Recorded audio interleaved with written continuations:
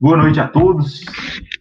Aqui seguindo aquela tradição, né, de falarmos de séries, de super-heróis, analisando aí a partir das ciências humanas. Opa, estourou o foguete aqui. A gente vai falar um pouco da série aí do Falcão e o Soldado Invernal, que abre margem para muito debate, para muita reflexão, para muita análise. E aí nós temos uns convidados especiais aqui hoje. Eu estava dizendo aqui nos bastidores aqui com nossos convidados que a Marvel está numa fase mais madura, né? Ela está trazendo aí com essas séries, com essa fase 4, algumas produções aí que estão trazendo mais reflexões sociais. Então, isso está permitindo que a gente converse um pouco a respeito dessas questões. Mas então, gente, eu vou passar aqui nossa vinheta e na sequência a gente chama aqui nossos convidados para a gente poder ter essa conversa com vocês aqui.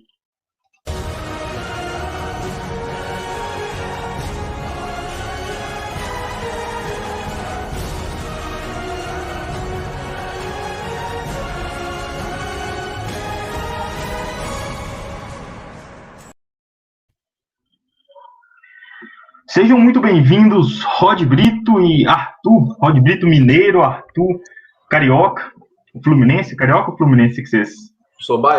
Na verdade, eu sou potiguar, morei a maior parte da vida na Bahia e agora moro no Rio de Janeiro.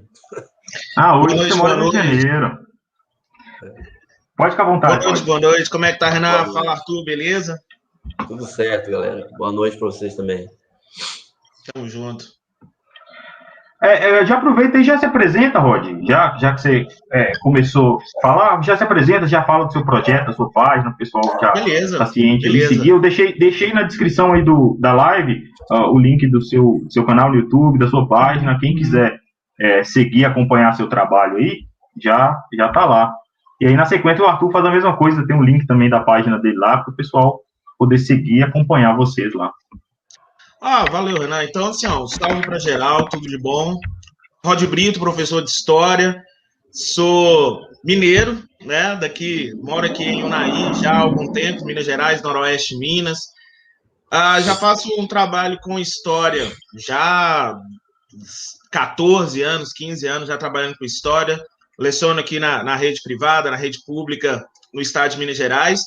E tenho nas redes sociais um trabalho bem estruturado, bem organizado, pelo menos eu tento, né, de história, atualidade, críticas das questões sociais, políticas, culturais, né?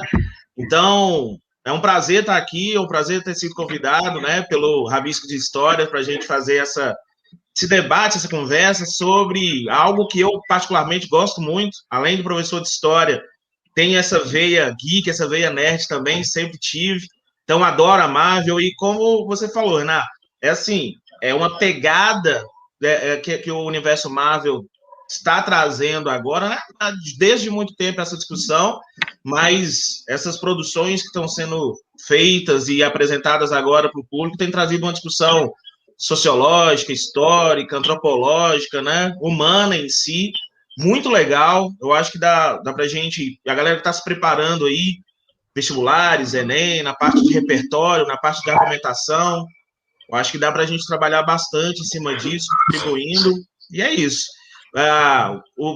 Como você disse, tem a página do YouTube, né, tem meu canal do YouTube, Rod Brito, tô no Instagram, @Rod Brito, e tô no Twitter também, Facebook menos agora, muito menos. Valeu, obrigado. Antes de passar a palavra aqui para o Arthur, só comentando a sua fala, Rod, de fato, os vestibulares têm cobrado questões envolvendo super-heróis. Em 2012, teve questão do Capitão América aí na prova do Enem. A UEL, né, a estadual de Londrina, também cobrou questões sobre super-heróis. Nos últimos 5 anos, vem aparecendo várias, né? O Enem do ano passado trouxe Homem-Aranha, esse Enem trouxe Harry Potter, não nas provas de ciências humanas, mas apareceram os personagens. No Cefet do Rio de Janeiro apareceu questão lá do Pantera Negra, um texto base, na verdade, da redação. O vestibular da UERJ trouxe questão do Pantera Negra, o vestibular seriado da UNB trouxe texto base também do Coringa, do filme do Coringa de 2019. Então tem aparecido nessas questões de vestibulares, super-heróis. Então, essas análises que nós estamos fazendo aqui, elas são muito válidas nesse sentido. Mas e aí, Arthur? Se apresente aí, fala pra gente aí um pouco sobre você e sobre o seu projeto lá no Instagram. Bom, eu sou professor de história, né? Sou historiador também. E comecei, na verdade, na minha vida acadêmica, no mestrado, a pesquisar super-heróis. Pesquisar, na verdade, a aplicabilidade, as opções, enfim, propostas didáticas que envolvessem o uso de super-heróis no ensino de história. E a partir daí eu comecei a estudar esse universo em sua conexão, né, com a história, com as realidades sociais em que esses produtos estavam inseridos, e sigo agora também no doutorado estudando isso. E a partir dessas reflexões que eu vim fazendo, eu resolvi começar recentemente, né, não é uma coisa muito estruturada ainda, mas comecei agora a fazer algumas postagens no meu perfil no Instagram para começar a socializar, digamos assim, algumas reflexões e algumas investigações que eu tenho feito nas minhas pesquisas, né? Como vocês já introduziram, é evidente que os super-heróis, assim como qualquer tipo de produção cultural, eles têm uma proximidade com a realidade social que a gente vive, né? Eles são, claro, narrativas e personagens ficcionais, porém, eles são construídos em um mundo real, né? A partir de um mundo real. São pessoas reais, envolvidas em questões políticas, envolvidas em questões, em realidades sociais que produzem essas narrativas. E a gente encontra ecos dessas questões nessas narrativas, e elas também servem para a gente pensar o mundo que a gente vive, né? Eu acho que é um pouco isso que a gente vai fazer hoje. A arte imita a vida, né? E a vida imita a arte. Exatamente. Eu tenho sempre errado aqui os estados das pessoas, né? No lançamento do livro, eu falei que a Jéssica era paranaense, na verdade ela era paulista, ela estudou no Paraná, mas era paulista, né? E agora eu fiz a mesma coisa com o Arthur, vi ele vestido com camisa de time, eu jurava que era o Flamengo, era o Vitória da Bahia, e na legenda aí do vídeo eu coloquei ali o RJ, quer dizer, né? Pro Caio e pro Arthur, eu vou consertar, vou corrigir, vou colocar BA, né, da Bahia aí para. Mas eu moro no Rio, atuo no Rio, faço faculdade, né, faço doutorado no Rio, então também tem um pouco disso. Não sou carioca, não sou fluminense, mas estou aqui, né? Mas então, gente, essa série ela foi interessantíssima, né? A Marvel vem acertando, né? As duas séries que ela lançou até agora, nessa fase 4, além dos filmes do universo compartilhado da Marvel, do CM ou MCU, ela vem também trabalhando com séries, as duas que nós fomos apresentadas até agora, tanto a WandaVision quanto Falcão e o Soldado Invernal, foram acertos da Marvel. E aí eu queria que vocês falassem um pouco aqui quais as possibilidades de análise que nós temos para analisar aí essa série, né? Porque o racismo é claro, qualquer pessoa minimamente atenta consegue perceber que o tema central da série é o racismo.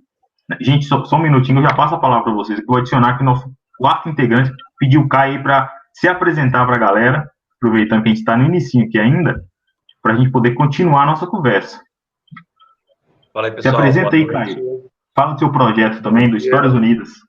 Bom dia, boa tarde, boa noite, tudo bem? Desculpa o atraso, porque dia corrido, 12 tempos hoje, eu tive que chegar, jantar, enfim, complicado, mas estamos vivos. Então, para quem não me conhece, aí eu sou o Caio, lá da página Histórias Unidas, tá? A minha ideia lá é falar um pouquinho de história, um pouquinho de política, sempre pegando por um aspecto não muito usual, né, da coisa. É uma página lá no Instagram. Quem quiser, quem puder, siga lá o @Histórias.Unidas. Tem aqui o canal no YouTube também, mas eu confesso que eu não estou me dedicando o que deveria a ele, porque eu estou atolado de trabalho, então tá meio parado. Coloquei os links aí embaixo, viu, Caio? Tanto da página quanto do canal. Quem quiser aí já pode clicar e seguir lá. Valeu, Renato. Obrigado. Tá bom, e aí? Eu sou professor de História, gosto muito de política e de quadrinhos. Não sei se vocês estão conseguindo ver, mas ali está a minha coleção, ali atrás, ó. Não sei se vocês estão conseguindo ver. Ali está meu... Cadê? Estão conseguindo ver aqui? Aqui tem os Darth Vader, Thor e Motoqueiro Fantasma, porque são as minhas paixões, então acho que... né, faz sentido. Eu sou maluco o suficiente para ter um martelo do Thor tatuado no braço, então acho que dá para conversar um pouco sobre quadrinhos. Só para constar, Caio não gosta daqueles heróis bonzinhos não, viu? Estilo Capitão América, igual o Sam Wilson é um pouco, o Superman também. Caio critica todos esses super-heróis muito bonzinhos, ele já não curte tanto não, né, Caio? Na outra live que nós fizemos, você... O Super-Homem eu acho muito chato. Cara, eu esses dias eu tava lendo um estudo sobre o Super-Homem e me fez achar ele menos insuportável. Essa questão da dinâmica da não interferência, né? Que, enfim, a gente pode até conversar um dia sobre isso, mas o quanto deve ser angustiante você ouvir todo mundo pedir por apelo, enfim, né, com a super audição e você não poder, ao mesmo tempo, ser onipresente. Deve ser muito angustiante, mas isso não me faz achar o Super-Homem menos insuportável. Só me faz entender mais a dinâmica das histórias. Porque eu acho que você criar um super-herói muito forte cria um problema, né? Porque realmente ele é muito forte, né? Parece mais com a Bíblia do que com história em quadrinho. Mas, enfim. Eu gosto mais de umas paradas mais mundanas, digamos assim. Não exatamente no sentido humano, né? É que eu gosto muito do Thor e do Motoqueiro Fantasma, que não tem muito de humano, né? Na questão, mas eu gosto de umas dinâmicas mais conflituosas, assim, uma coisa mais mitológica mesmo, né? Tanto a mitologia bíblica quanto a mitologia nórdica, né? E eu gosto muito do Batman, porque o Batman é completamente alucinado, eu acho isso muito maneiro, né? A questão toda a dinâmica dele e o corpo de vilões do Batman é alucinante, né, cara? É um dos melhores. Isso é verdade, é um dos melhores. É absurdamente bom, assim, alucinante. Então, isso me faz gostar muito dele, assim, o fato dele ser um cara maluco, né? Não exatamente um herói, um cara transtornado, acho que faz bastante interessante esse aspecto dele. Mas também vou falar do Capitão América. Capitão América não, Pedro. Agora é Capitão América, né? Sim, Capitão América, Soldado Invernal, né? Já dando spoiler aí. Também para falar o Capitão América me surpreendeu bastante, porque eu achei que o Capitão América e Lobo Branco, né? Não entendi. Ou Capitão América e Lobo Branco, o pessoal tá brincando. Que talvez o verdade, Buck né? pode vir a se tornar o Lobo Branco, né? Mas, Caio, antes de te devolver a palavra aqui, eu tava comentando que a Marvel, nessa fase 4, ela tá um pouco mais madura e tem acertado nas duas séries que ela apresentou pra gente até aqui, né? E aí existem alguns temas que a gente pode problematizar, que a gente pode refletir acerca deles aqui, né? O primeiro deles, vamos começar pelo primeiro, que talvez seja o que a série se baseia, né? Seja o epicentro da série, que é o racismo, né? O racismo, ele aparece em vários episódios, em vários momentos, desde aquele momento que a polícia para o Sam Wilson lá, como se ele estivesse prejudicando o Buck de alguma forma, pede para ele dar satisfações, né, do que ele está fazendo, sendo que eles só estavam conversando, assim, um pouco alterado, mas os dois estavam, né? E, entre outros, a questão lá do Isaiah Bradley, entre outros, eu queria que vocês falassem um pouco dessa questão pra gente. Eu acho que tem uma cena que ela é muito, muito sutil nessa questão, na temática do racismo, que é quando a Kali, né, a vilã, ela liga para a irmã do Sam, para Sarah, e ela fala sobre a questão do Capitão América, né, e a Sarah fala, não, ele não me representa, ele não representa o meu povo, né, então, assim, é uma coisa muito sutil para quem, logicamente, não acaba passando despercebido, mas que reforça essa questão, né, e assim, essa criação do estereótipo do Capitão América, ali, lá em 41, né, quando saiu a primeira edição do quadrinho, é justamente em meio a um contexto extremamente profundo da questão racial norte-americana, né? É extremamente profundo, porque no final das contas, quando a gente para entender alguns dos diálogos que estão presentes na série, né, fica muito claro. Quando o Isaiah Bradley ele fala, não, mas eu não sou loiro de olhos azuis, então eu não posso ser o Capitão América.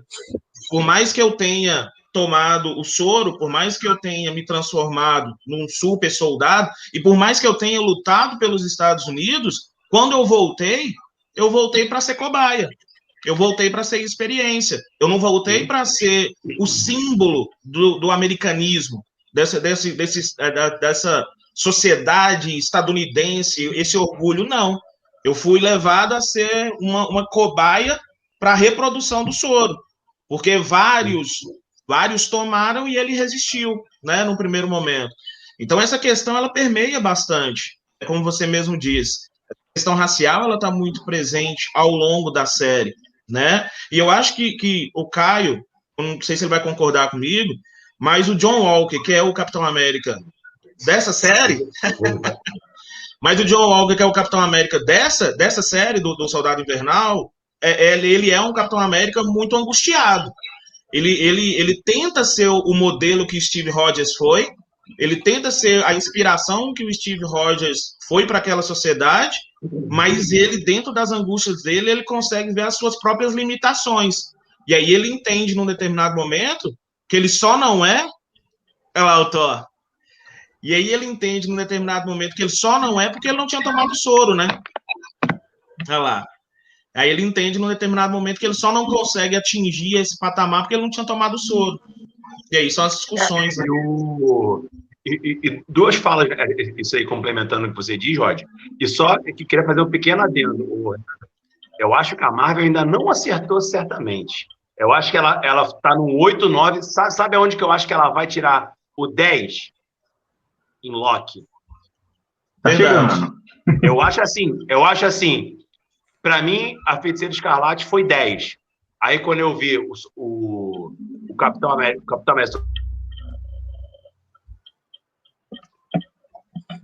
Não travado. Travou. Invernal, vou chamar logo assim, maneira. Aí, me fez a Feiticeira... Cara, aí me fez a Feiticeira Escarlate cair um pouquinho no nível de avaliação. Falei, não, pode melhorar. Aí agora, para mim, o Falcão Invernal, o Capitão América Invernal, para mim, chegou no 10. Eu não estou falando de perfeição, não. Estou falando de expectativa do que está acontecendo. Claro que tem erros. A partir das referências, né, que se tem. Enfim. Mas eu estou sentindo que se aquela série absurda vai ser o Loki, cara. O Loki e aquela What If. Estou achando que essas duas é que vão ser o top da Marvel, mas são duas muito boas mesmo. E o Loki exatamente daqui a um mês, né? Eu tava esperando assim um passatempo mesmo pra, tipo, o que a gente tem que fazer? Vamos ver, mas... O Loki é daqui a um mês, 11 E agora, complementando que você... Opa! Não, eu tava comentando que o Loki tá cortando. Não tô ouvindo vocês. Tá meio ruim a conexão. Qualquer coisa, Caio, sai da plataforma e entra novamente para ver se dá certo. Não tô ouvindo vocês.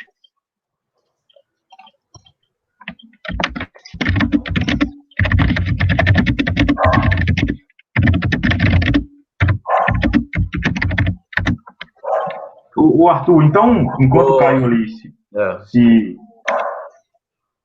se ajeita aí, eu vou aproveitar. Comenta um pouco aí a respeito. Vocês me ouvem? Eu acho que a Marvel... Não estou ouvindo vocês. Eu vou sair e vou entrar, tá? Isso. Eu acho que a Marvel entendeu uma coisa muito importante, que é o fato de que, se ela quiser... Na verdade, ela já entende isso há muito tempo. Se ela quer se atualizar em termos de relevância, né, social, de ser um produto que faça sucesso e que gere discussões, e que, por gerar discussão, gera interesse, e por gerar interesse, gera lucro, ela tem que se atualizar em certos temas, né? E na medida em que o leitor de hoje, extremamente crítico com relação às relações raciais, para olhar os seus personagens no passado, ele começaria a questionar esses personagens, né? Porque uma pessoa com um olhar contemporâneo, que é muito mais sensível a essas questões raciais, que está o tempo inteiro, né, sendo provocado por discussões relativas ao racismo, quando ele olha para o personagem no passado e começa a se interessar por esse personagem, ele vai ver que existem, né, diversas questões nessas revistas e nessas histórias anteriores. Eu acho que o Falcão e o Soldado Invernal é um pouco da Marvel refletindo sobre suas próprias produções também e fazendo uma atualização redentora, né? Como toda boa história de super-herói, né? Como toda história de super-herói que quer também valorizar os seus personagens, você cria um arco para no final vir a redenção. Então é o exemplo claro do personagem Isaiah Bradley, né? Ele não deixa de ser, inclusive, os quadrinhos que fundamentam esse personagem são quadrinhos que, na realidade, fazem uma dura crítica ao contexto de produção e de criação do Capitão América. né? Eles estão basicamente olhando para aquela realidade e dizendo: ó, o Capitão América foi criado da forma como foi criado, né, a partir de uma experiência científica voltada para criar um super ser humano mais forte, são, mais saudável, mais inteligente, mais psicologicamente capaz do que o ser humano normal. E não por acaso esse ser humano mais capaz e mais forte, mais mentalmente superior, ele é branco, ele é forte, ele é loiro, ele tem olhos azuis, ele é sadio inteiramente. Esse tipo de personagem ele é criado na década de 40 dessa maneira, refletindo as ideias eugênicas que existiam naquela época, né? E essas ideias, se você para refletir sobre elas já numa época contemporânea, você vai refletir sobre elas criticamente. Você jamais teria uma experiência eugênica nos Estados Unidos da forma limpa e higiênica como aconteceu nas revistas do Capitão América. Seria uma carnificina, como a história de Isaiah Bradley vem agora atualizar, né? É uma retcon, é aquela atualização do passado em função das necessidades do presente. Então, você precisa explicar a eugenia que levou à origem do Capitão América. E você vai fazer isso de uma maneira crítica. Por quê? Porque o seu público quer ouvir isso. O seu público também quer uma visão mais crítica sobre as coisas. O seu público quer uma criação que leve em consideração as questões raciais e os problemas, olhe de frente para os problemas que os Estados Unidos tinham no passado. E aí talvez não fale tanto, a série cita, né, dos problemas dos Estados Unidos no presente também, mas sempre dentro daquela perspectiva otimista que os super-heróis trazem. Ó, que tragédia que foi um personagem como a Isaiah Bradley, mostrando como a história dos Estados Unidos foi desigual, foi opressora, foi violenta. Hoje ainda tem problemas, mas hoje nós conseguimos ter um Capitão América negro, né, que vai, a partir de agora, representar uma nova fase, a possibilidade de mudanças, a possibilidade de você ter uma integração da população negra em postos de comando, em postos de relevo. No fundo, também tem essa mensagem na série, dizendo, ó, a sociedade americana mudou e hoje um negro pode ser o Capitão América, né? Se isso é verdade ou não, aí cabe a gente avaliar criticamente também, né? Se de fato a narrativa é tão limpinha, não tão bonitinha como a Marvel no final traz aquele arco final apontando isso, né? E é assim, só um comentário. Você está me ouvindo bem? Sim, tá ok. E muito pertinente a observação que você faz, principalmente quando isso suscita uma discussão na nossa sociedade, na nossa própria sociedade, porque muitos se manifestaram na seguinte perspectiva: é um absurdo ter um Capitão América negro. É um absurdo. Como assim um Capitão América negro? Como assim uma releitura nesse sentido, né? Porque na todo mundo sabe. Série, né? Oi? Sim. Na própria série isso acontece, os olhares para ele assim são meio tipo de como assim e tal. Exatamente. E assim, as pessoas. Linguagem, né? Exatamente. As pessoas se manifestando de maneira até indignada para um personagem que, de fato, é uma criação, né? No final das contas, mas que suscita essa reflexão, realmente. Tanto é que na hora que ele aparece, aí, para quem está acompanhando, sabe que vai ter vários spoilers, né? Logicamente. É canônico também, né? Exatamente. Na hora que ele surge... Invenção, né? Exatamente. Na hora que ele surge, até o Senhor fala, né? O Falcão Negro. E aí o rapaz está do lado dele e fala, não, é o Capitão América. E ali é um momento de impacto, né? Naquele momento de transição.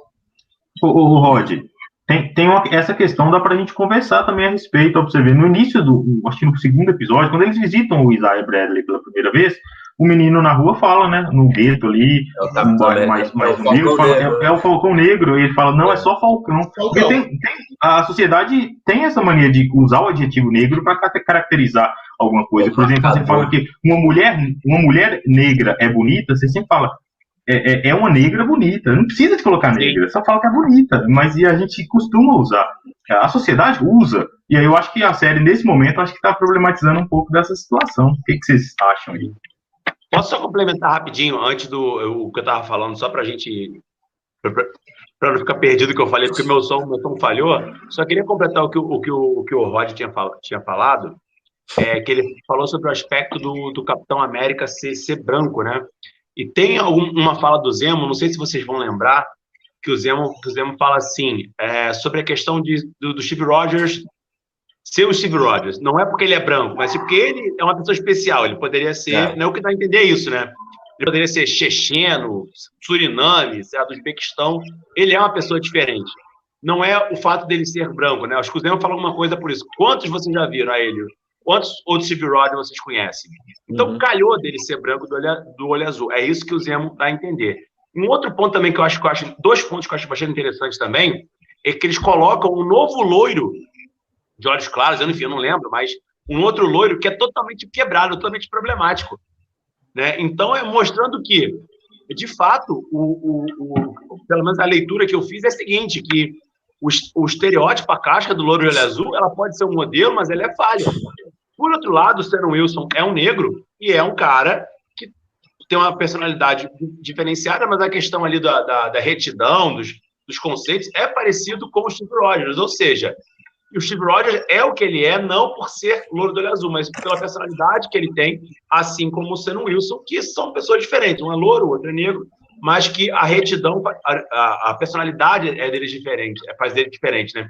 E uma outra questão também, que eu não sei se vocês notaram, é que o que eu percebi também é que o Steve Rogers, para ser o Capitão América, ele precisou de um tratamento radioativo e do soro do super soldado. O Sam Wilson não. Então, teoricamente, você diria que o loiro teve uma ajuda, o negro não. Ele chegou lá porque, né, ele não tem nenhum superpoder, ele luta com os caras superpoderosos, ele lutou com o Thanos, cara, que é quase um deus. E aí, não tendo nada, se acontecer alguma coisa com ele, ele ia morrer e ponto. Então, eu acho que, não sei se vocês fizeram essa leitura também, mas eu fiz essa leitura de que, cara, o negro não precisou de nada para chegar lá, e o loiro precisou meio que de uma ajuda, os dois, né? Porque o outro também tomou todo super soldado, né? Mas essa leitura é uma leitura, é um viés. É um viés. Sim. Mas esse viés ele é muito possível agora, em 2021. Sim, ali em meados de 1940, dificilmente. Mas a Marvel, ela sempre foi muito boa nisso, né? De refletir o momento nas histórias, né? Sim, a Marvel sempre foi muito boa nisso. Claro. Tanto é que assim, se eu não me engano, e aí o Arthur pode até me corrigir se eu estiver equivocado, a primeira edição do Capitão América sai em março de 41, se eu não me engano. E os Estados Unidos, de fato, só entram na Segunda Guerra ali no início de 42. Então, lá em março de 41, ele já estava socando o Hitler na capa, né? Então, já estava assim, dando um caminho de onde os Estados Unidos iriam se inserir naquele conflito. Ainda não estava inserido de fato, ainda teve a questão do Pearl Harbor e depois a entrada dos Estados Unidos de fato no conflito, mas em março de 41, se eu não me engano, é a primeira edição, e os Estados Unidos só entram de fato em 42. Então já estava ali dando um caminho, né? É um meio que direcionando os rumos bélicos dos Estados Unidos naquele momento, né? A Capitão América número 1 é de março, o que significa, na realidade, que ela foi para a rua provavelmente em dezembro do ano anterior, porque as revistas elas vinham com a data de capa antecipada, porque a data não era de quando saía, era de quando ela saía de circulação. Sim. Então, ela ficava 3 meses nas bancas, saía, e significa, inclusive, que ela foi produzida meses antes. Então, ela é de meados aí, no final de 40, né? 40. Porque a distribuição também era horrível na época, né? Ela não tá, digamos assim, refletindo a dinâmica governamental dos Estados Unidos na época. Ela está refletindo o debate público que havia nos Estados Unidos entre se devia ou não participar da guerra. E os produtores da revista, notavelmente Joe Simon e Jack Kirby, estavam basicamente dizendo: nós precisamos entrar na guerra. Os Estados Unidos precisam comprar esse barulho e entrar na guerra. Existia um debate, não estava completamente aberto, por mais que estivesse pendendo cada vez mais a entrar na guerra, né? Os Estados Unidos se envolvia de formas indiretas com a guerra, mas ainda não era uma coisa dada. Só um parêntese sobre o que o Caio falou. O Steve Rogers, ele isso que fica desenhado na série, é real o que ele fala, de que não é porque o Steve Rogers é branco, não, o discurso do Zemo vai nesse sentido, mas é principalmente porque o Steve Rogers, aí acho importante, porque ele é americano, ele ele é a descrição dos ideais fundacionais dos Estados Unidos. Ele é um personagem que encarna os mitos fundadores dos Estados Unidos. Os mitos fundadores dos Estados Unidos não poderiam ser senão brancos na década de 40. Hoje, você tem toda uma reciclagem para transformar toda a trajetória da população negra americana em algo, né, combinado com a história americana. Porque, na realidade, a população negra americana correu por fora da história oficial, né? Por fora enfim, de toda a trajetória, o curso... Da ideia do WASP, né? Os grandes homens conduziam os rumos da sociedade americana à revelia das necessidades da população negra. Só que hoje o discurso é diferente, né? Hoje o discurso é de, na verdade, todos estávamos contribuindo para uma nação em comum. Até que ponto isso é real ou não, é uma questão que nós temos que problematizar também, mas a ideologia dominante hoje é de que os negros são parte da história americana da mesma maneira como os brancos são. Daí você ter hoje um personagem como o Capitão América sendo incorporado por um negro, né? Não é uma coisa à toa, né? Tem uma simbologia ideológica. E eu acho que o Zemo, ele é provavelmente o personagem mais lúcido da série. Ele é o que traz os melhores questionamentos, mas a série não leva adiante esses questionamentos, fica mas eu acho que mais ele vai espaço, ser, né? eu acho que ele vai ser usado melhor posteriormente. Eu acho que estão meio que guardando ele. Eu espero, sinceramente, porque o ator é muito bom. O pessoal tá falando dos Thunderbolts, Caio, da formação da equipe Thunderbolt, com o Hulk vermelho, com a Val lá, com o Zemo, né, com o próprio agente americano, que é o John Walker. Então, talvez o Zemo apareça mais daqui para frente nessa fase 4 da Marvel, né? O que poderia ter aquela série O Cerco, né? Que essa série eu acho muito boa, né? Só que aí tem que ter o Norman Osborn, né? Eu acho. Né? Mas seria uma introdução interessante, já que agora a Asgard está na Terra, né? Eu acho assim, ó, essa questão da temática racial, ela realmente é muito importante dentro da série. Mas eu só queria levantar um outro ponto que eu acho também muito importante na série, que é esse mundo pós-blip, né? Que eu tenho metade da população mundial desaparecendo, e aí eu tenho, depois de, se eu não me engano, 5 anos, eu tenho metade da população mundial voltando nesse novo mundo que já tinha acostumado com 50% da população a menos. Exatamente.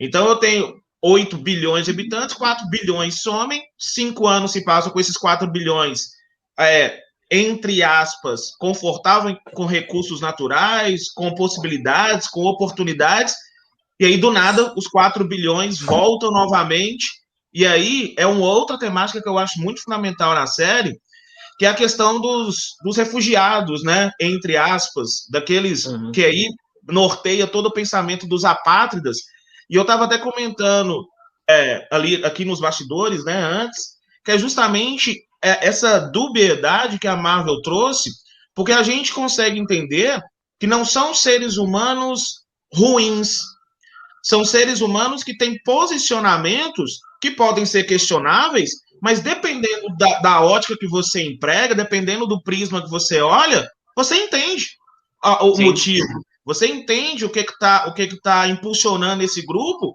a querer um mundo, um único povo, né? É um pensamento muito, muito fundamental dentro da série também. Acho que a Marvel está discutindo como se produz um vilão, digamos assim, em termos contemporâneos, né? Sim.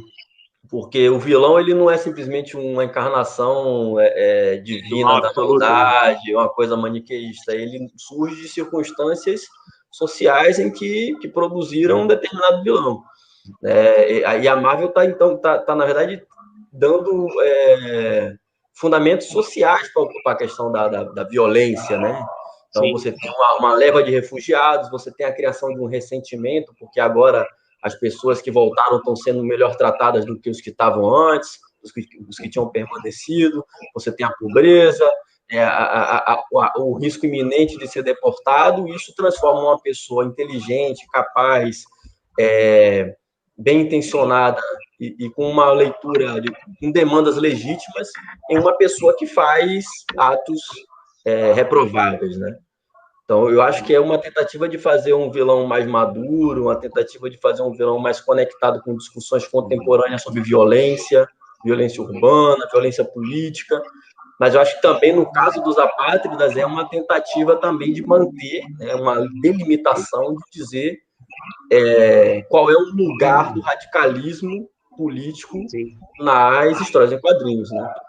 Sempre, inevitavelmente. Vocês fizeram alguma analogia com esses movimentos ditos terroristas, mas que a leitura não é necessariamente essa?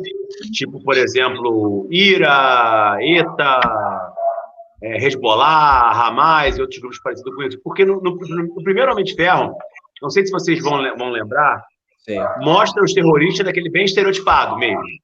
Que seria supostamente ali o 10 Anéis, né? Que agora eles vão fazer um retcon, eu acho, né? Com o Shang-Chi. Aquela coisa do terrorista que quer explodir e acabou. Agora eles já se preocuparam em mostrar tipo, a questão da apátridas, né? E evoluindo até o ponto que eles cometem um ato de violência, né? Que é na Lituânia, se eu não me engano, na Estônia, sei lá, no país báltico ali, né? Então, vocês conseguiram... Deram essa analogia ou é maluquice da minha cabeça? Eles tentarem mostrar esses grupos terroristas, mas que tem em outro lugar. Eu acho que cabe qualquer grupo radical dentro dessa analogia. Inclusive, eu acho que pode dizer respeito a esses que você citou, mas diz respeito também a coisas que estão mais candentes na sociedade americana, como a ultradireita, por exemplo. Pode muito bem ser a ultradireita trumpista que tentou invadir o Capitólio, pode ser os Antifa, que combatem esses caras na rua e geram toda uma comoção nos Estados Unidos. Acho que, de maneira geral, a Marvel está dizendo, vamos parar de maluquice, vamos parar de polarização, vamos parar de radicalismo e vamos seguir o caminho da prudência, o caminho do diálogo, o caminho da integração da sociedade. Eu acho que é nesse sentido. Sim. Eu acho que é muito em cima disso, realmente, e assim... Eu acho que parte muito... Eu tenho um livro que eu gosto bastante, eu acho que dá para a gente encaixar na discussão, pelo menos como indicação. Tem um livro do Jaime Pinsky e da Carla Pinsky, que é O Face do Fanatismo.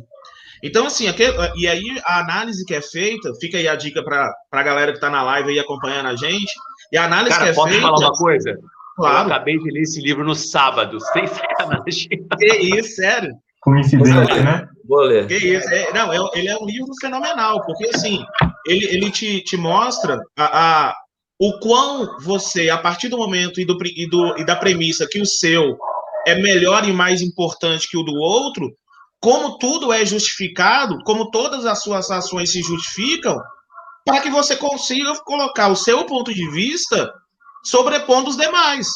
Na questão política, na questão social, na questão dos esportes, no caso do livro, né, do Face do Fanatismo, e eu acho que a questão dos apátridas parte muito nesse princípio ideológico, que é o fato de eles terem um ideal, eles entenderem que esse ideal é o melhor para aquela sociedade, daquele contexto, e aí quando a Carmen Morgenthau, que é a líder do movimento, ela inicia os atos terroristas, né, como o Caio diz, ela entendendo que tudo é necessário e possível e justificável pelo seu ideal, pelo ideal dos apátridas, né? Então é algo importante da gente visualizar e, como disse o Caio, em diversos outros segmentos, no ETA, no IRA, no Hezbollah, no Estado Islâmico, né? Quando a gente para analisar assim, mas é um grupo terrorista, ok, o nosso olhar é esse. Mas e para o olhar dos que estão ao lado daqueles que defendem o ideal? Exatamente. Arthur, Rode e Renan, posso fazer uma provocação para vocês? Sim, pode ficar à vontade. Vocês não acharam a leitura que eu fiz que o racismo, na verdade, não é o tema principal da série? Para mim, ele permeia de maneira muito, muito fundamental. Para mim, ele permeia de maneira muito fundamental. Eu não sei, eu confesso que eu não sei se ele acaba sendo o principal. Ele está em todos os 6 episódios. Em todos os 6 episódios, eu vou ter passagens que fazem uma alusão. Mas, assim, eu não sei se essa temática é a fundamental da série, apesar de ser uma temática extremamente importante. Esse é um ponto de vista meu. Eu acho que o tema do racismo ele está presente em toda a construção da série. Mas eu acho que tem duas trajetórias principais na série. A primeira é a trajetória dos apátridas, que são os antagonistas fundamentais. E a segunda é a trajetória do Sam Wilson, saindo de Falcão para virar Capitão América. De fundo, eu acho que quando você cruza essas duas trajetórias, a narrativa fundamental é que caminho seguir para alcançar a justiça social. Eu acho que os apátridas representam toda essa rebeldia, toda essa coisa que muitas vezes é vista como inconsequente, que é vista como radical, que é vista como juvenil. E, de outro lado, você tem um cara que, indignado, como Sam Wilson é indignado perante as injustiças, escolhe o caminho da sobriedade, o caminho da legitimidade, da democracia, enfim, do diálogo. Eu acho que se você cruza essas mensagens, eu acho que essa é a mensagem principal. E eu acho que, assim, interessante você trazer esse tema do fanatismo, Rod, e são muitos os grupos que carregam essa marca do fanatismo, mas, ao mesmo tempo, é também para a gente se questionar por que o rebelde é sempre um fanático, né, nessas narrativas. Por que você não pode ter um rebelde, um guerreiro, um lutador pelas causas sociais, que seja um cara correto, que seja um cara que seja o herói da narrativa, né? Já que é a narrativa super-herói, por que o herói nunca é um cara querendo transformar as coisas, nunca é um cara querendo mudar a sociedade, né, de cima para baixo? Porque ele é sempre o cara que está indo lá, porque o Sam Wilson, ele concorda, ele é super simpático até as ideias de Karl Morgenthau. E quando ele tenta fazer isso, ele é entendido como ditador, né? No final, ele tenta mudar, ele é ditatorial. Tipo, então, exatamente. O que a gente está vendo agora, se vocês estão assistindo, se não tiverem, eu recomendo a Júpiter, como é que é? Ligado a Júpiter.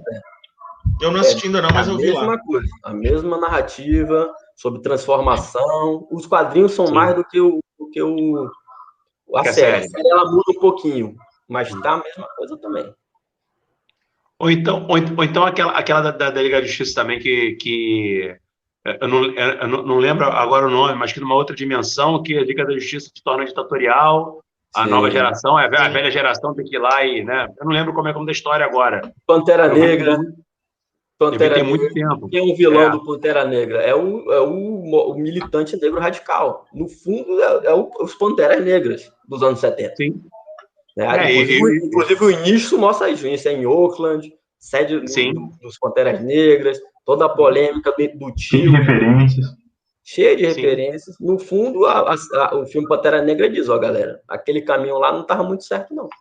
Thanos, mais um, né? A gente já conversou sobre isso, eu e o Renato.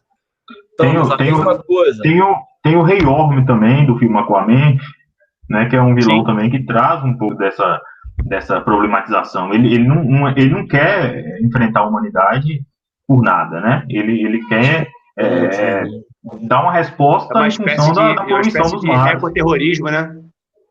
Isso. Tem uma utopia. Sempre quem está portando a utopia é o vilão. Isso aqui é...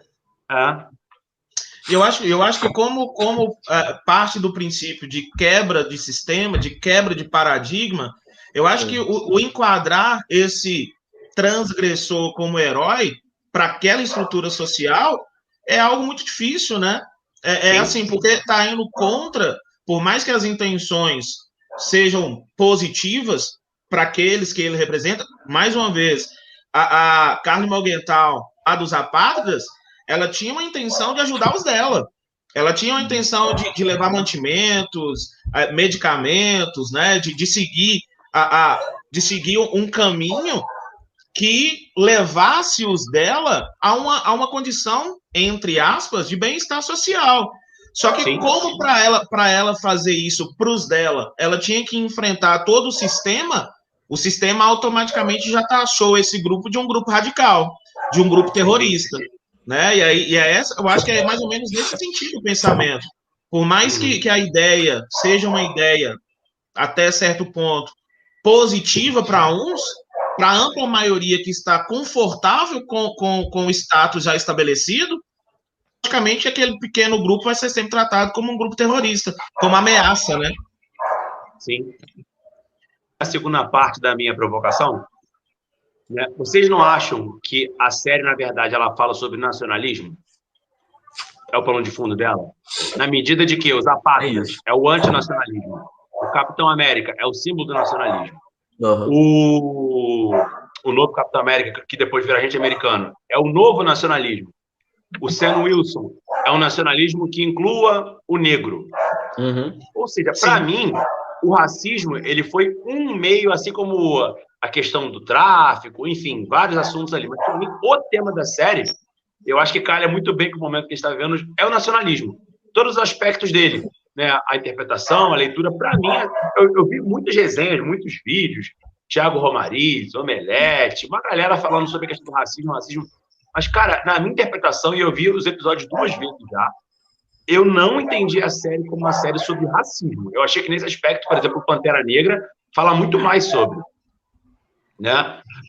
Eu achei que o racismo é uma discussão, porque você tem que falar disso, porque é um Capitão América negro, né? Numa América altamente racista e tal, na qual o movimento Black Lives Matter está aí, né? A gente não tem como discutir essa questão, mas, para mim, o ponto crucial da série é o nacionalismo e os impactos na sociedade. Não sei se você vai concordar comigo, mas eu entendi a série dessa maneira.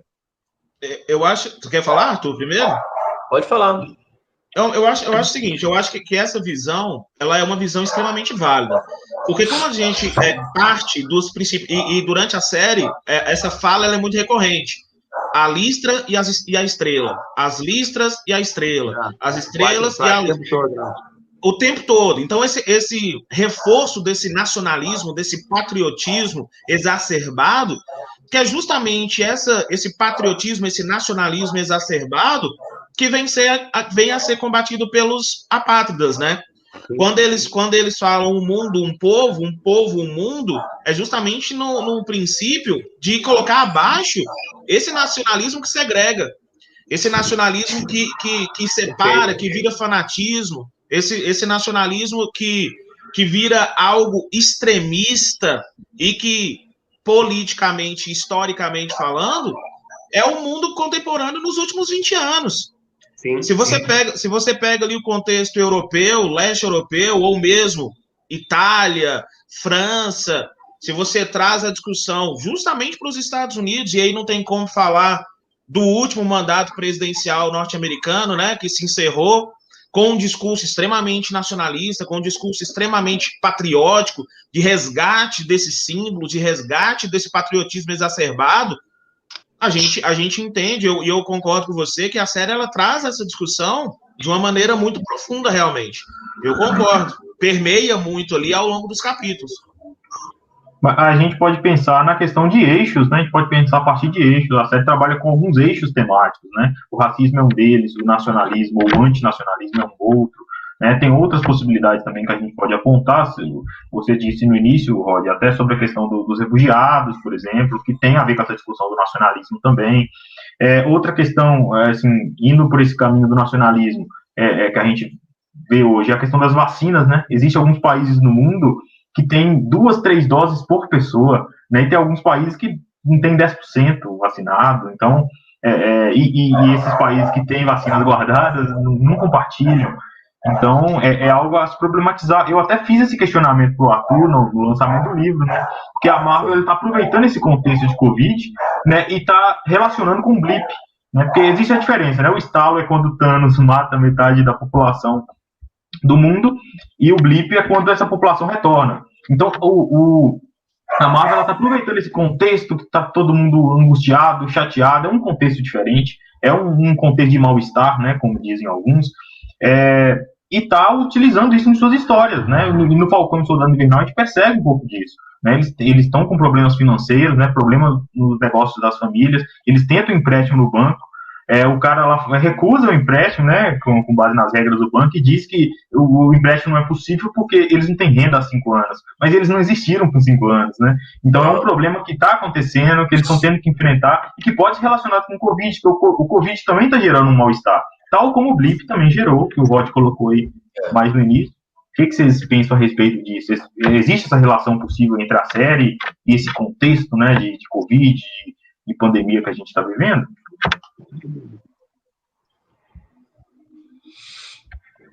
Eu acho que dá para fazer esse gancho aí que você fez, porque, no fundo a gente está discutindo como é que as diferentes sociedades vão gerir os seus recursos, né? Seus recursos naturais, os seus recursos em termos de riqueza produzida e em termos de bens também, né? Entra essa discussão da vacina aí, porque na realidade você tem uma escassez, mas é uma escassez que ela é generalizada, se você considera o planeta, mas ela é desigual, né? Falta muito em alguns lugares, falta pouco em alguns, e tem alguns poucos em que não falta nada, né? No fundo, até sobra. No fundo, esse período aí em que a humanidade perdeu metade das suas pessoas, ela acabou servindo para criar na série uma ideia de que todo mundo passaria a viver bem, por causa estaria sobrando mantimento, sobrando emprego, sobrando casa, sobrando tudo isso, né? O que é uma visão também bastante voluntarista, né? No fundo, acaba concordando com Thanos, acaba concordando com Malthus, né? Acaba concordando com a ideia de que é só uma questão de você regular o crescimento populacional, porque não necessariamente você ter menos crescimento populacional e não necessariamente você ter mais riqueza sobrando, significa que ela vai ser distribuída de maneira igual, de maneira mais justa. Então, é uma discussão à parte, né? Ajuda, mas não necessariamente significa que isso vai resolver ou vai dar resultado, e nada disso. E os apátridas entram aí no questionamento dessa ideia de um mundo dividido por nações. Na verdade, eles identificam, então, a nação como o grande inimigo para que exista bem-estar para todo mundo, né? Eles vão dizer, não, o mundo se unificou porque existia uma grande comoção global, nós estamos vivendo uma grande comoção global e nós estamos vendo que o mundo não se unifica necessariamente em torno disso, não é verdade? A gente está vivendo aí há 1 ano e meio já uma catástrofe como poucas vezes se viu, e isso não significou necessariamente uma maior solidariedade, uma maior capacidade de dividir as coisas. Pelo contrário. Né? Você vê, Arthur, na série The Walking Dead, a gente consegue perceber um pouco disso, né? Porque no início os zumbis são encantadores. Você assiste a série por causa dos zumbis. Depois você começa a sentir que os zumbis passam a ter segunda importância, tá ali. Mas o grande problema passa a ser os humanos. Se eles se unissem pela causa, talvez eles conseguiriam resolver os problemas. Mas como o grupo ali do personagem principal do Rick passa a ser. Chega um momento que eles passam a ter mais outros grupos humanos do que os próprios zumbis, que eles já se acostumaram, já souberam lidar. Então, o humano é o problema, né? Assim, igual você está dizendo, né? Então, a gente tem um problema que é a pandemia. As nações, né? As pessoas, elas não se unem em prol dessa questão. Eu acho algo muito fundamental da gente refletir em cima disso. A gente está num contexto de pandemia, um dos momentos mais críticos da história da humanidade, e no final das contas, como disse o Arthur, né? Partindo para a análise fria dos dados, as pessoas estão morrendo aos milhares, e no final das contas, ao invés de eu ter uma redistribuição ou um novo olhar mais solidário sobre a população, eu estou tendo um aumento do número de bilionários no mundo. Eu estou tendo um aumento do número de bilionários no Brasil, no mundo. Então, assim, são as oportunidades que se decorrem de catástrofes, né? No caso da série, o Blip, o evento serviu justamente para que essas nações e para que as empresas e para que os empresários ampliassem seu capital, ampliassem seus recursos, né? E controlassem a distribuição desses recursos, fazendo analogia, como você disse, Renato, justamente com a questão da vacina, né? Hoje, algumas nações barganham com as vacinas e lucram muito mais em cima da vida de milhões de pessoas, né? No final das contas. E aí, quando você para analisar friamente todo esse contexto, aí você para olhar os apátridas e fala, tá aí, eles não estão errados. Tá aí, a causa tem todo um sentido, no final das contas. Só uma curiosidade sobre os quadrinhos. Os apátridas, né? nos quadrinhos, na verdade, são um vilão único. Ele é o Apátrida, né? Ele é um vilão homem e ele surge nos anos... final dos anos 70, início dos anos 80. É os anos 80, na época de Reagan. Então, ele é um vilão, né? Apátrida, ele é um anarquista, na realidade, também cheio de ideais, contra as nações, e o Capitão América também dá uma flertada com ele, diz, eu entendo suas ideias, não concordo com elas, mas acho legítimo, só não acho legítimo você virar um vilão por causa disso, as suas ações enquanto vilão por causa disso. E entre o público, né, entre os leitores, o vilão gerou uma polêmica tão grande, assim, porque teve gente que foi a favor, teve gente que disse que o Capitão América estava capitulando, que estava flertando com os anarquistas ao invés de se afirmar mesmo, e acabou que mais para frente os produtores resolveram criar, então, o John Walker, né, na sequência na esteira dessa, como um gancho de um arco para o outro, né? Trouxe o John Walker, que seria o oposto. Ele é o Capitão América, ele é o Capitão América, não, ele é o agente americano, ele é o cara que encamparia esse nacionalista, né? O nacionalismo extremo. Então, seria o outro oposto dos apátridas, né? E é engraçado que... Fala, Rod. Não, é só um comentário que eu acho que vocês vão lembrar.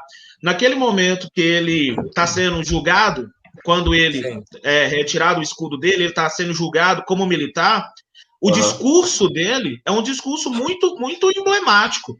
Eu só estou onde estou porque eu fiz tudo que vocês mandaram. Exatamente. Eu só estou aqui nesse momento sendo julgado porque tudo aquilo que eu fiz sob ordens de vocês, do Estado. E agora vocês estão me cobrando pelas ações que eu fiz sob ordens.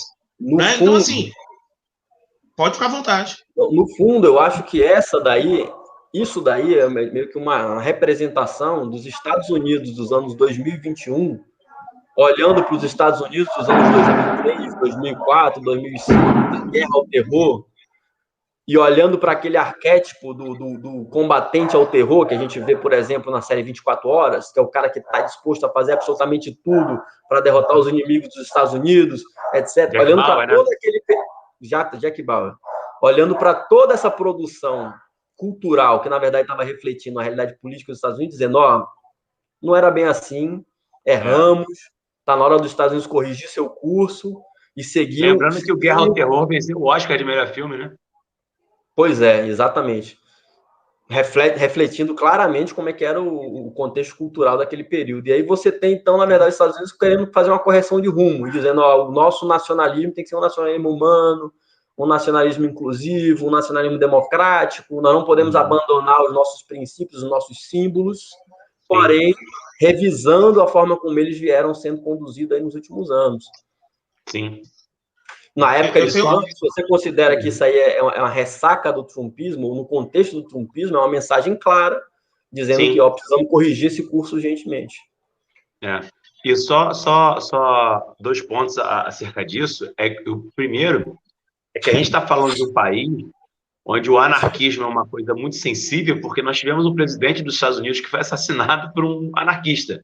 Foi o McKinley, né, que é um dos mais emblemáticos. Então, o anarquismo nos Estados Unidos, assim como o comunismo, tem uma carga muito, muito, né, negativa. Em outros lugares, tipo, anarquismo no Brasil, a gente vê como uma coisa meio folclórica e tal, mas nos Estados Unidos é uma questão, tipo, bem mais sensível do que aqui, né? Então, explica muito ter um vilão, né, o Apátrida, né, o oposto disso, né?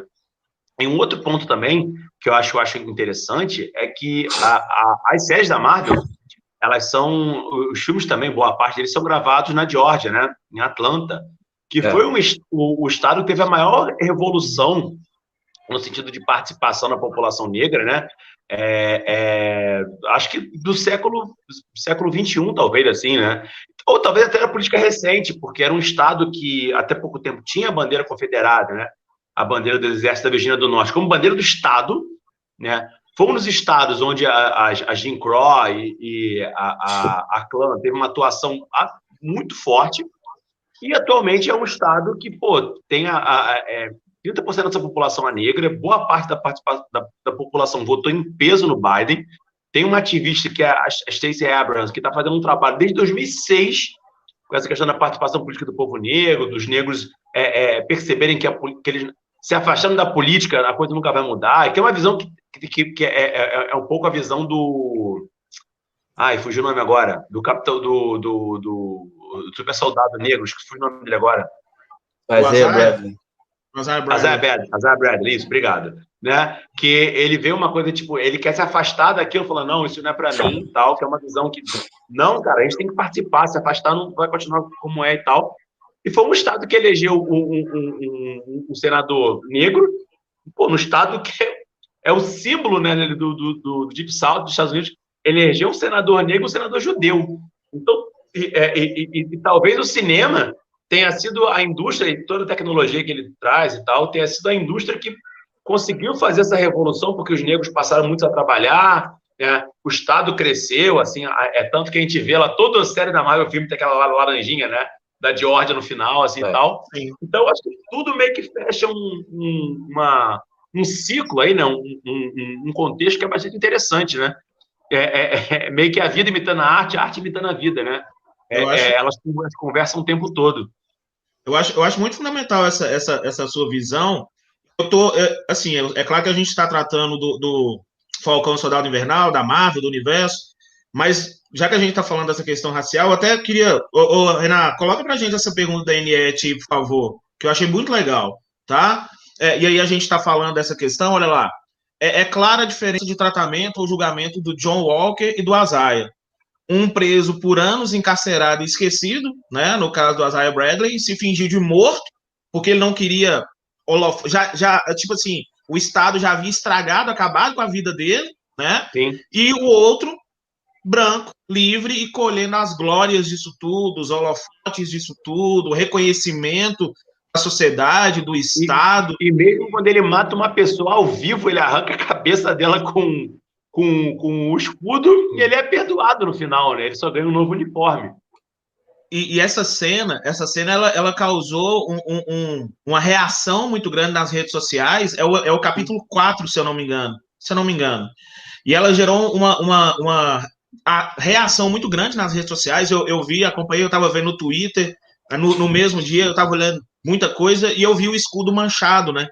O escudo manchado de sangue. E aí, muita gente comentando o absurdo, porque o escudo, até então, o escudo era um símbolo de paz, de proteção, né, de defesa, e pela primeira vez mostraram, né, o próprio ator que fez o John Walker, ele comentou, né, o Aaron Russell, ele comentou que, assim, é uma questão de nova problematização do próprio Capitão América, do seu papel e tudo mais, mas que ele não imaginava que teria uma reação dessa mesma forma.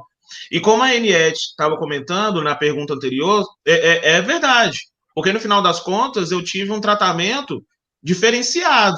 Eu tive um super soldado que defendeu os interesses dos Estados Unidos, que combateu e que foi colocado no ostracismo, foi, como eu disse, né, foi utilizado como cobaia, e o outro acabou recebendo toda a atenção dessa sociedade, ao ponto de a sociedade entender e o governo entender que era necessário ter um outro Capitão América.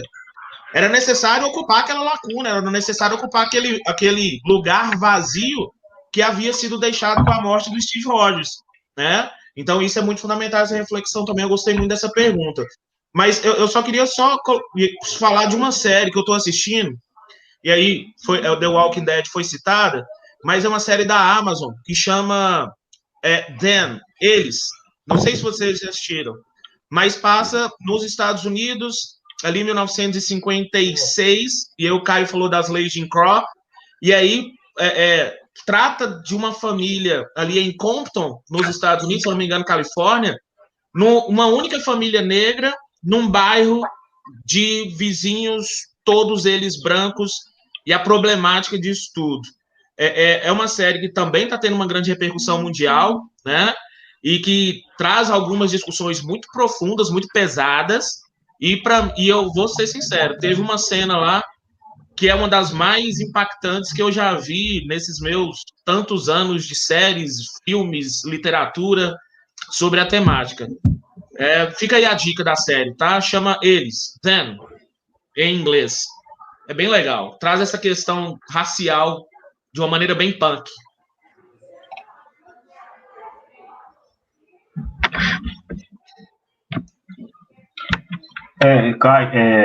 Rod, você tinha dito aí, né, a questão de ficar invisível, e na verdade ele escolhe ficar invisível para não morrer, né? Porque muito provavelmente ele seria perseguido, ele seria sumiriam com ele de alguma forma. Ele dá a entender isso. Né? Eu acho que a gente conseguiu, né, tratar aqui um pouco sobre esses principais tópicos relacionados à série, falando um pouco de racismo, de nacionalismo, de antinacionalismo, de refugiados, né, da questão do blip aí, relacionando a pandemia também, foram assuntos importantes aí que são possibilidades, né, de análise da série, que pode aparecer uma questão de um vestibular, por exemplo, também. Então, eu acho que a gente conseguiu cumprir aí com o que a gente estava pretendendo.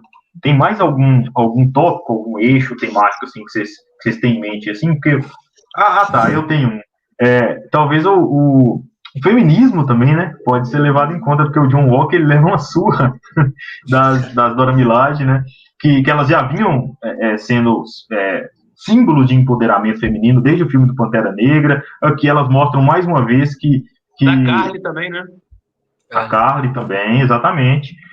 Mas aí, destacando as Dora Milaje aqui também, cara, porque a gente tem aquelas ondas do feminismo, né? E a terceira onda é feminismos no plural, no sentido de que existem vários tipos de feminismos. As demandas de uma mulher branca, de classe média ou rica, é diferente da demanda de uma mulher negra pobre, por exemplo. Né? Então, existem vários subgrupos, né, dentro do gênero feminino, com demandas distintas. E aí o feminismo negro, especificamente, ele é representado pela Dora Milaje, né? Então isso é muito interessante e elas mostram a sua força, o seu empoderamento no filme do Pantera Negra de 2018 e também agora, mais uma vez, aí, na série do Falcão e Soldado Invernal. Vocês conseguiram perceber algo nesse sentido? O Caio também falou da líder dos apátridas também, né? Que é uma mulher. A Marvel tem que trabalhar com essa ideia.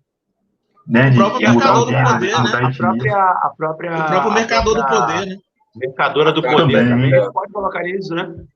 Uhum. Exatamente. Né? Eu acho que o aspecto mais interessante das Dora Milaje é que elas são mostradas na série como tipo as melhores guerreiras e a galera meio que reconhece isso, né? Elas não têm nenhum superpoder, nenhum super soro, nada.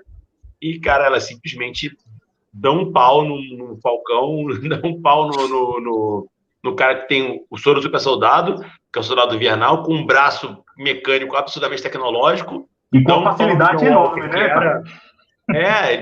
Dão um pau no cara que era o melhor soldado, que é o John Walker, né? Mesmo ele não tendo o soro, ele era o melhor soldado treinado, ele já usava o escudo bastante bem, assim, e tal. E, cara, elas simplesmente dão um pau em todo mundo e é isso.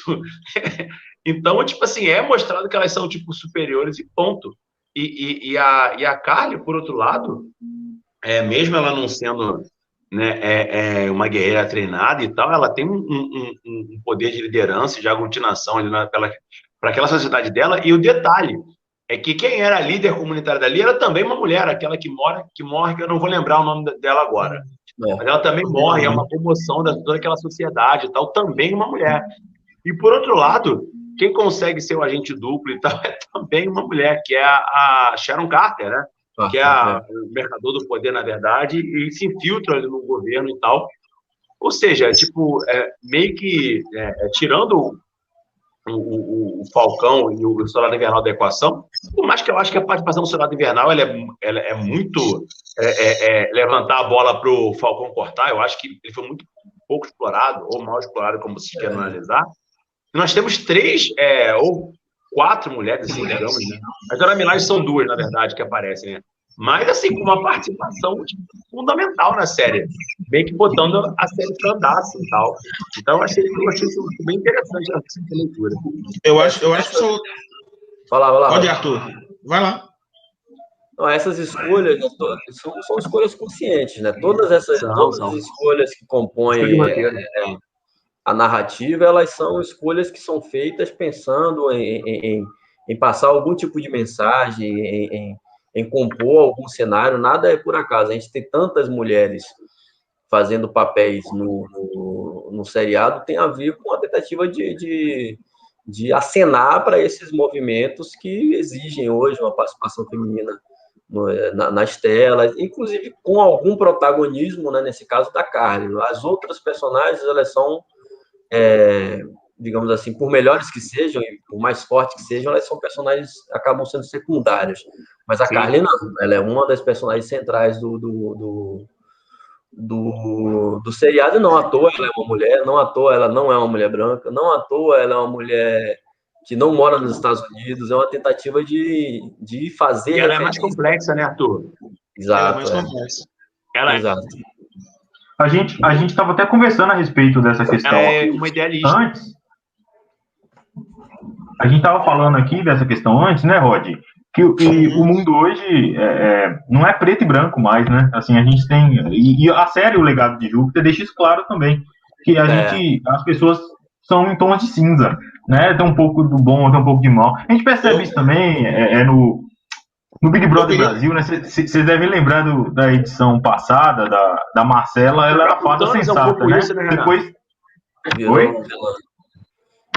O próprio Thanos, ele é um pouco isso também, né? Exatamente. Porque eles fizeram questão de mostrar uma motivação nele que você até entende, assim. Eles não podiam muito bem colocar um vilão forte que quer dominar o mundo, tipo Galactus, que o cara quer comer tudo e vambora. Não, fizeram uma questão de mostrar por trás dele, ele chora, que ele perde a vida. E até o Coringa é mostrado sob essa perspectiva. Também. Eu não sei se vocês tiveram essa reação. Logo quando acaba o filme, cara, eu pensei assim, pelo menos eu tive a reação de, cara, o Coringa tá certo. Aí depois eu parei, não, por que eu tô pensando isso? Tá errado. Mas você fica aquela parada de, não, cara, tá certo, pô. É porque tem aquele debate, Caio, na filosofia, na história também, de Locke não, Rousseau e Hobbes, né, de como nasceria bom ou nasceria mal, só que é tom de cinza, e a série O Legado de Júpiter traz um pouco disso, igual quando você assiste o Big Brother, você sente isso, às vezes você torce pra uma pessoa inicialmente, depois muda. Na temporada passada teve o caso da Marcela, né, que era a fada sensata, era a preferida do público, depois ela cometeu alguns erros, igual todos nós cometemos, e deixou de ser a preferida. Então as pessoas, elas nascem em algum grau ali daquela régua entre bom e mal, né? E não necessariamente todas as atitudes delas são boas, todas são más, né? Então é mais complexo do que parece o negócio. Eu só queria fazer um comentário ainda no assunto anterior, porque aí acabou caminhando para outros lados, da questão do empoderamento feminino negro, né? Da mulher negra representado no filme pelas guerreiras, né? Se a gente, historicamente falando, quando a gente para analisar o processo de construção desses estereótipos e também das oportunidades ao longo da história, infelizmente, eu vou ter uma hierarquização nesse processo, né? Eu vou ter no topo dessa pirâmide o homem branco hétero, logo em seguida eu vou ter a mulher branca hétero, atrás, em algum momento, vai vir o homem negro hétero, e lá na base eu vou ter a mulher negra hétero.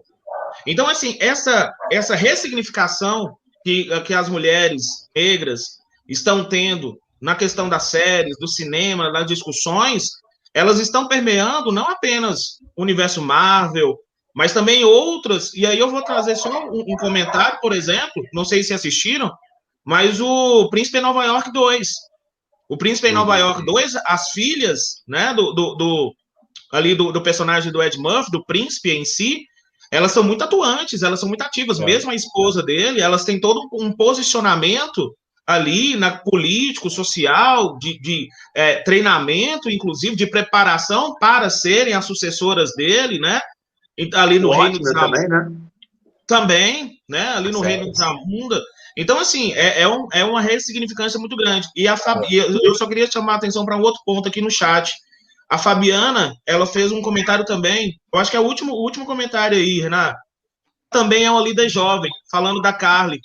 E isso também é algo muito emblemático.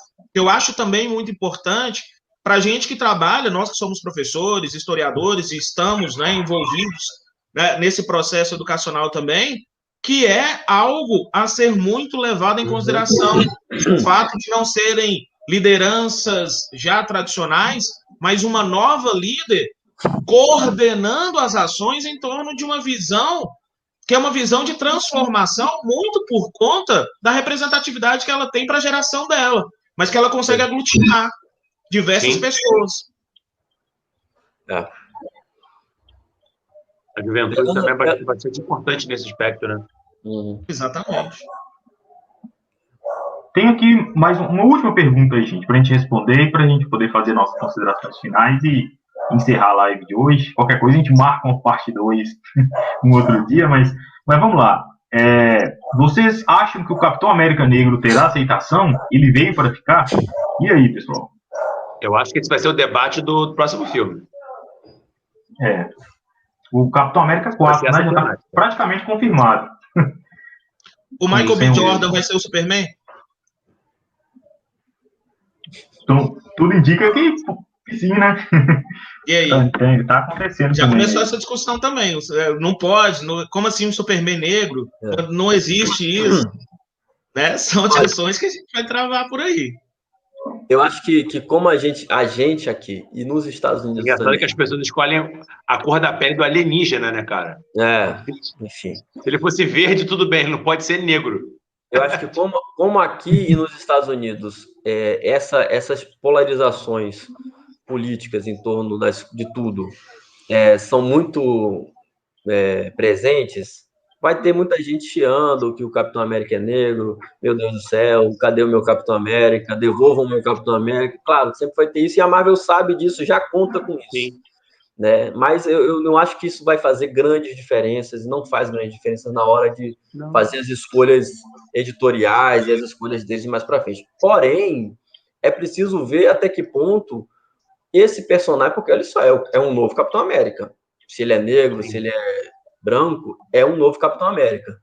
E já foram feitas outras tentativas na história de ter outros Capitão Américas, não negros, inclusive, brancos, e tudo mais, o que o Steve Rogers deixou de ser o Capitão América e tudo mais, e nada disso foi muito permanente. Sim. Sempre você, no final das contas, tinha algum tipo de questão que fazia que voltasse o Steve Rogers, enfim. Então, eu acho que pode ser que faça sucesso. Sim. Mas isso não é uma coisa garantida e não necessariamente será, principalmente pelo fato dele ser negro ou não. Nós temos que aguardar para ver, sabe? Eu acho que vai ter muito barulho, e tem barulho com tudo, né? Hoje em dia, para o bem e para o mal, sempre tem, mas temos que aguardar para ver aí. Teve um barulho com o Miles Morales, né? No Homem-Aranha e o Aranha-Verso. O Miles Morales foi o Homem-Aranha negro, né? Sim, ganhou o Oscar, né? E aí, eu só acho que tem uma questão que é a seguinte: a Marvel, ela meio que matou e enterrou o Capitão América. Porque havia uma expectativa dele aparecer, o Steve Rogers, no caso, né? O Capitão América existe.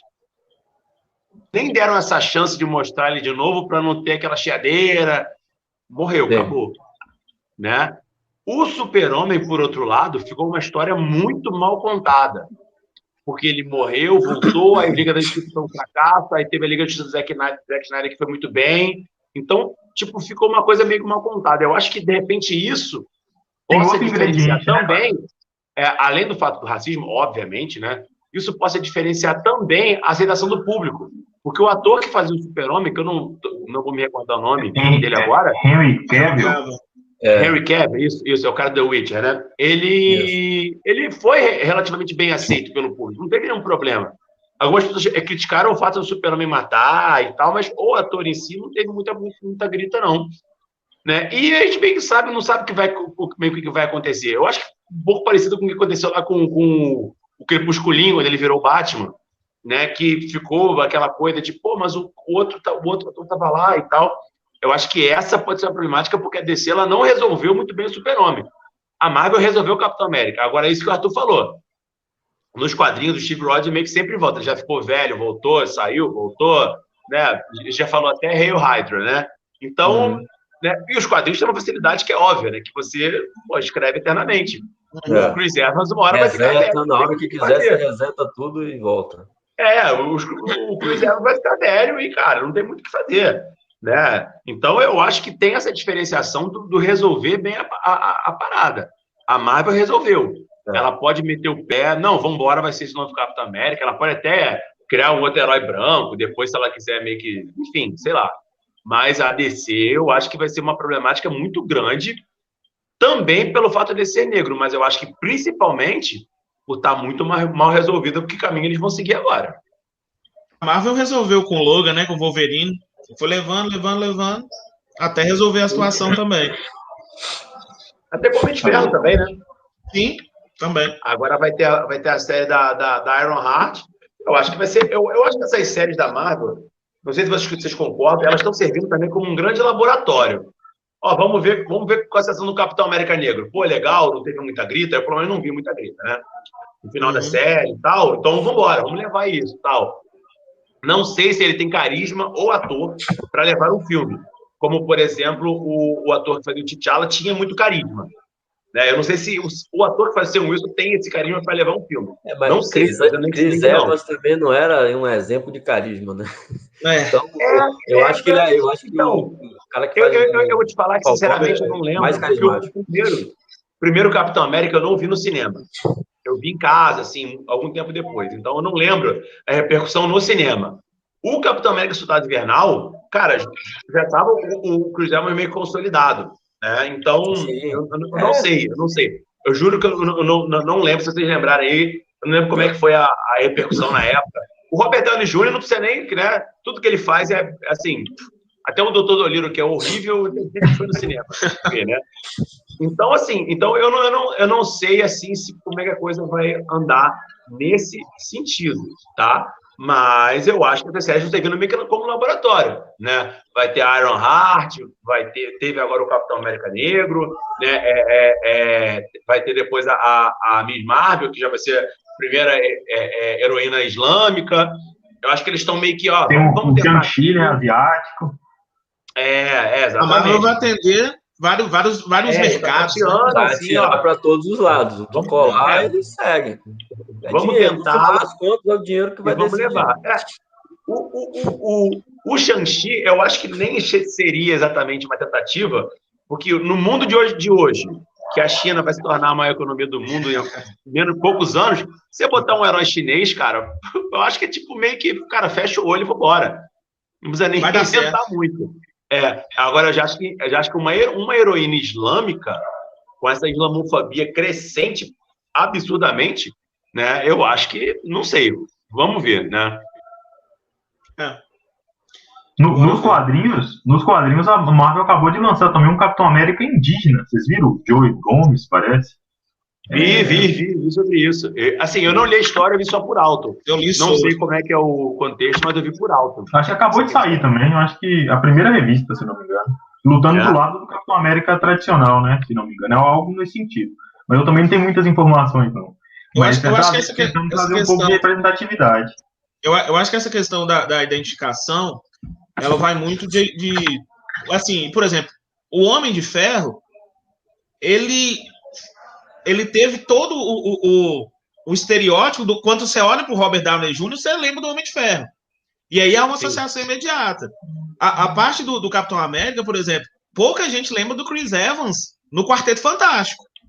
Sim. Pouca gente lembra dele lá. Então, assim, de atuação que não foi legal, do próprio enredo e tudo mais. Mas aí, quando você lembrou durante muito tempo do Capitão América, já há uma associação entre o Chris Evans, o ator, e o personagem. Eu acho que vai muito, né? Ela tem um departamento já gera um risco para o próximo. De casting absurdo, né, cara? Dificilmente eles erram no ator para um personagem. É bizarro. É exatamente essa questão. Então, assim, eu acho que vai muito dessa identificação, né? Se vai se criar ou não. E eu acho que essa é uma dificuldade para o Sam Wilson, né? Para o ator em si, para o Anthony Mackie. Peguei o nome dele, Anthony Mackie. E aí vai ser uma dificuldade, porque quando se fala de Capitão América, automaticamente a nossa memória vai para o Chris Evans, né? Se a gente vai conseguir fazer essa... O Batman, trazendo para o outro universo, não. A DC, ou os produtores, o personagem sobrepõe o ator, né? Exatamente.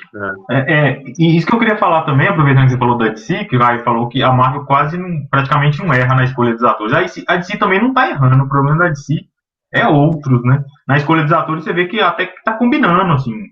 Eles não têm errado muito. Não tem, o pessoal questiona muito o Lex Luthor, o último Lex Luthor, né? O grande problema da DC é não ter um Kevin Feige. Isso. É isso.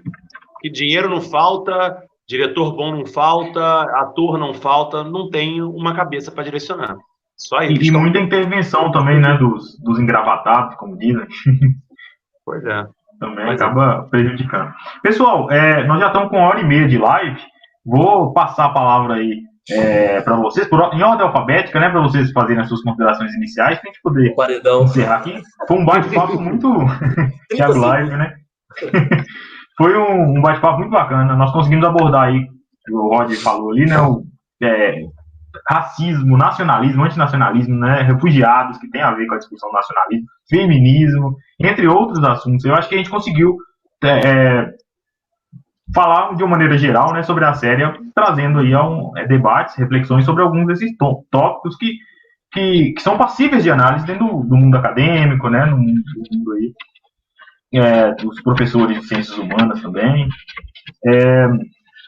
Então eu vou passar a palavra para vocês fazerem as suas considerações finais. Aí desde já eu já agradeço aí a participação, a boa vontade, a disponibilização desse tempo. Sei que a vida de professor é muito corrida, mas a discussão aqui foi muito boa, viu? Aí eu vou passar a palavra aí pro Arthur, na sequência o Caio, e aí o Rod finaliza aí pra gente. Gente, não deixem de seguir aqui o canal do Rabiscos, vez ou outra a gente tá aqui fazendo lives nesse sentido, a gente tá tentando cobrir, né, esse material de super-herói, de cinema, sempre, vez ou outra a gente tá postando um vídeo, fazendo uma live, falando sobre esses assuntos. Então, se inscrevam aí no canal e acompanhem a gente aqui. Arthur, a palavra é sua. Valeu, só agradecer a oportunidade aí, o convite, também um prazer conhecer aí as novas caras, o Caio, o Rod não conhecia ainda, prazer fazer essa conversa com vocês. Aproveitar então para fazer uma propaganda, tem 2 artigos meus que saíram publicados recentemente em 2 livros. Um é o que o Renato organizou, Super-Heróis e História, né? Tem um artigo meu sobre o Thanos e a sua relação com o malthusianismo, e um outro livro chamado Negritude, Poderes e Heroísmos, em que eu faço um artigo dedicado ao Isaiah Bradley, esse personagem aí, que acabou que a Disney fez uma propaganda, porque foi bem antes de sair a série, eu tinha feito esse artigo, ele foi publicado agora pela editora Conexão 7. Então, quem tiver interesse, procure. E eu estou agora também fazendo algumas produções no Instagram, levantando algumas discussões, fazendo algumas divulgações com relação a coisas que eu produzo na minha pesquisa sobre super-heróis. Então, convido aí vocês também a darem uma olhada lá. No mais, agradecer e estou à disposição aí para futuras atividades com vocês. Caio. Bom, queria agradecer a vocês todos aí, o Arthur, o Rod, o Renan, pela chance. Tá? Desculpa um pouco a cara de cansado, mas são muitos tempos, acordar muito cedo é complicado, um pequeno atraso aí, porque eu cheguei em cima da hora, enfim. Tá? Muito legal um tema história em quadrinho, né? Que ainda existem pessoas que entendem como, né, gibi, coisa de criança, enfim, que é uma mídia que tem coisa pra caramba pra gente falar e tal, mas é interessante usar o espaço aqui para tentar um pouco desmistificar isso, porque é um tema muito interessante, dá pra gente explorar muita coisa. E também queria falar pra galera seguir lá minha página, Histórias Unidas, que eu sempre ponho algum tema histórico, uma perspectiva diferente, sempre abordando alguma discussão política, sempre tento falar um pouco lá de política internacional, política brasileira, com um viés muito claro. Acho que ninguém desconfia muito disso, tá? E queria agradecer aqui pela chance de estar com vocês, tema muito interessante. Vou ver lá os seus artigos. Arthur, tô vendo para comprar o livro, mas só dá depois do dia 20. A vida de professor é complexa, né? Vai caindo pingadinho ao longo do mês. Primeiro a gente paga a luz e depois não sobra. Mas vou comprar e depois a gente pode sentar para discutir esse tema com mais propriedade, né? Porque eu não gosto muito de falar das coisas sem ter a fonte, não. Então, no mais, obrigado. Sempre que quiserem, estamos aí. Tá aí, grande abraço a todos. Valeu. Antes de passar a palavra pro Rod aqui, deixa eu só falar, cara, a gente tem que depois combinar, quando sair a terceira temporada de The Boys, para regravar aquela live, para conversar sobre alguns assuntos de The Boys também. Inclusive, fica o convite aí pro Rod, pro Arthur também, se vocês acompanharem.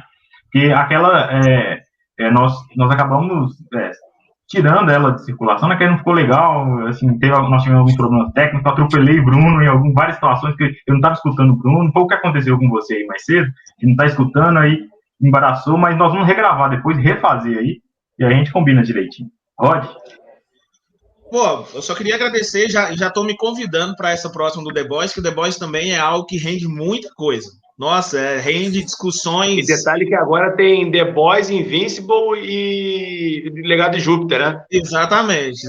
O Invincible e o Legado de Júpiter eu vou começar o The Boys a assistir já. Legado de Júpiter a gente vai fazer semana que vem, viu? Já adiantando, quinta-feira, se algum de vocês quiserem participar, o Gelson, o Eschenfelder vai estar, o Bussunda também já confirmou. Se mais alguém quiser participar aí, depois vocês me dão um toque. Desculpa a interrupção aí, Rod. Tranquilo. Ó, só queria agradecer você, Renan, agradecer a galera do Rabisco de História. Foi um prazer dividir essa live aqui com o Arthur, com o Caio, com o Renan, assim, a galera, eu acho que a discussão fluiu realmente, né, dar os parabéns para a produção do Arthur, vi lá seu perfil hoje também, achei muito legal o que já tem lá no Instagram, para o Caio lá do Histórias.unidas, não é isso, Caio? Valeu. Também achei muito legal, sigo já há algum tempo. E assim, fiquei lisonjeado de ser convidado para a gente dividir essa live. E eu só queria deixar aqui um salve para a galera que acompanhou a gente, né, nessa 1h30. Bem provavelmente tem alguns alunos meus por aí também acompanhando a live, porque eu divulguei também. Falei, assiste lá, que se não assistir, depois eu desconto nos pontos. Tô brincando. Mas assim, só agradecer, deixar aqui as minhas redes sociais. Tem o meu Instagram, @rodbrito, que é o que já está aí na tela, que lá eu posto questões históricas, indico perfis, atualidades, questão política, dou uma discutida bacana nos meus stories, a gente trata de muitas questões contemporâneas, de atualidade, cotidiano.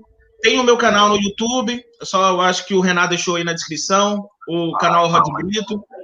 Tem muita aula de história no canal do YouTube, eu vou postando as minhas aulas do cotidiano, então tem história geral, história do Brasil, várias temáticas, tem lá as minhas aulas, que eu trabalho com os meus alunos, aí eu pego e já deixo aí no meu canal. E o meu Twitter, Rod Brito, aí lá no meu Twitter é uma questão política, pessoal, mais escancarada. Mas fica aí o convite, agradecimento para a galera que acompanhou e para a galera do Rabisco de História, muito obrigado mais uma vez. Agradecer aí a vocês, né, e a todos que nos assistem aí. Os links aí das páginas, dos canais dos nossos convidados aqui de hoje, estão tudo aí na descrição, gente. E aí vocês podem ficar à vontade, né. Inclusive, eu indico, né, que vocês sigam, porque são trabalhos bem bacanas de serem acompanhados, sim. Viu? Um grande abraço a vocês, muito obrigado e até a próxima.